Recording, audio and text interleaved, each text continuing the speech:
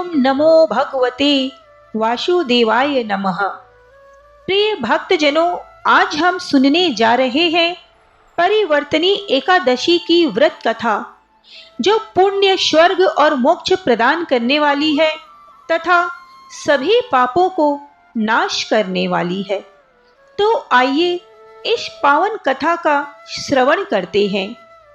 एक बार युधिष्ठिर ने श्री कृष्ण से कहा कि हे कृष्ण, भाद्रपद शुक्ल पक्ष की एकादशी का क्या नाम है और इसकी विधि क्या है?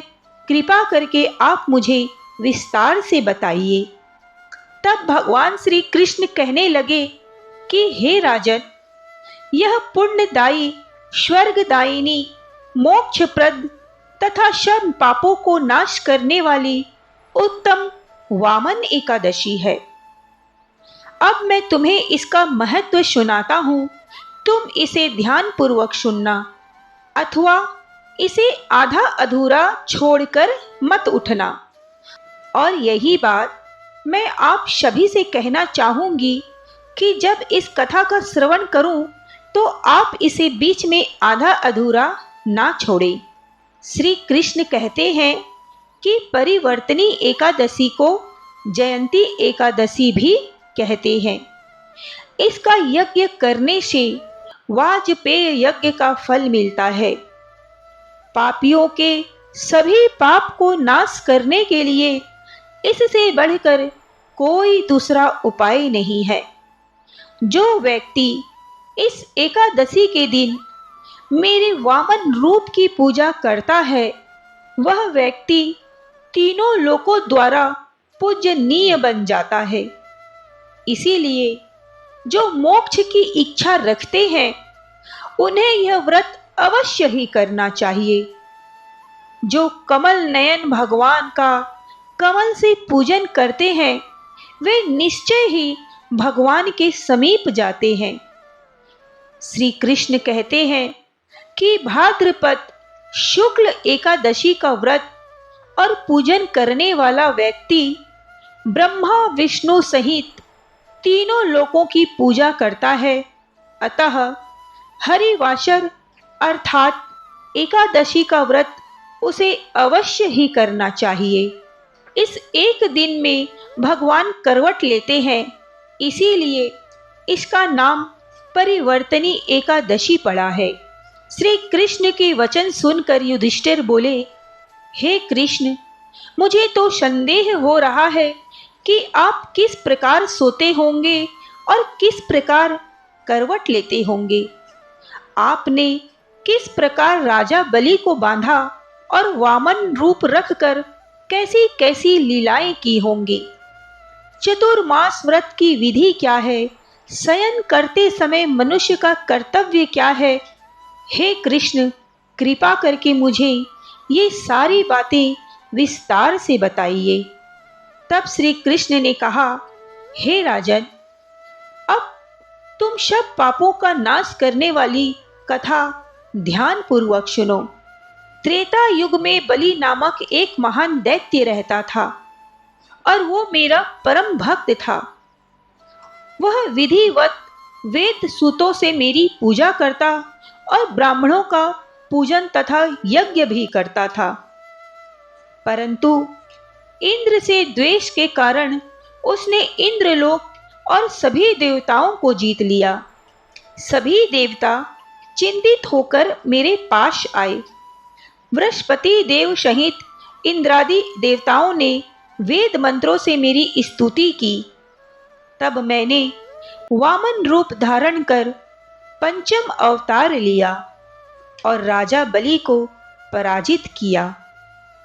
फिर युधिष्ठिर ने पूछा, हे जनार्दन, आपने वामन रूप में उस महाबली दैत्य को कैसे जीता? कृपा करके मुझे ये भी विस्तार से बताइए। फिर श्री कृष्ण बोले, हे युधिष्ठिर, मैंने ब्रह्मचारी वामन रूप में बलि से 3 पग भूमि की याचना की।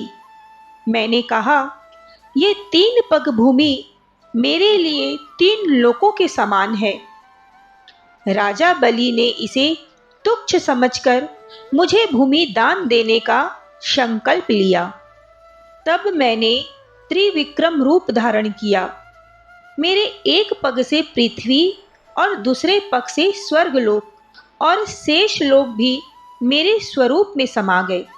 सूर्य, चंद्रमा, ग्रह योग, नक्षत्र, देवता और शेषनाग सभी ने वेद सूतों से मेरी प्रार्थना की।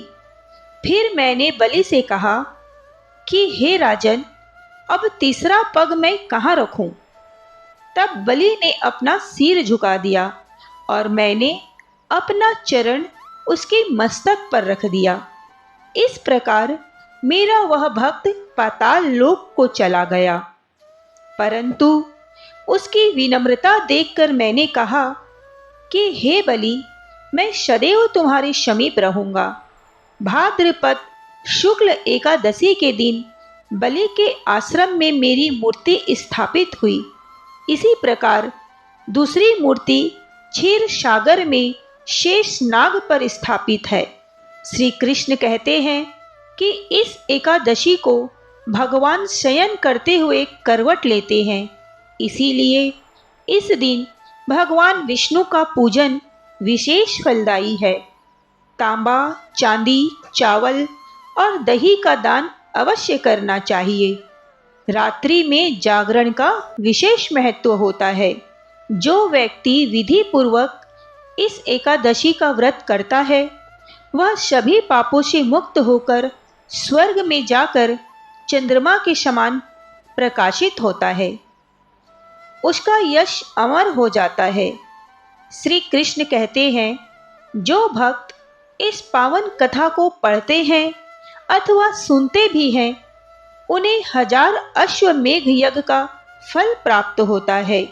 तो भक्तों, इस प्रकार परिवर्तनी एकादशी का यह पावन व्रत भक्तों को सुख, समृद्धि, यश, मोक्ष प्रदान करता है।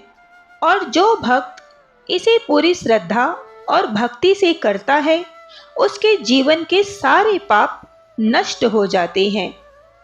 तो भक्तों, ये थी एकादशी व्रत की संपूर्ण व्रत कथा। उम्मीद है आप सभी को अवश्य ही पसंद आई होगी। अगर हमारी वीडियो आप लोगों को पसंद आई हो तो दिल से एक लाइक जरूर कीजिएगा और हमारे चैनल व्रत कथा को सब्सक्राइब करना ना भूलें। तब तक के लिए जय श्री कृष्ण, राधे राधे।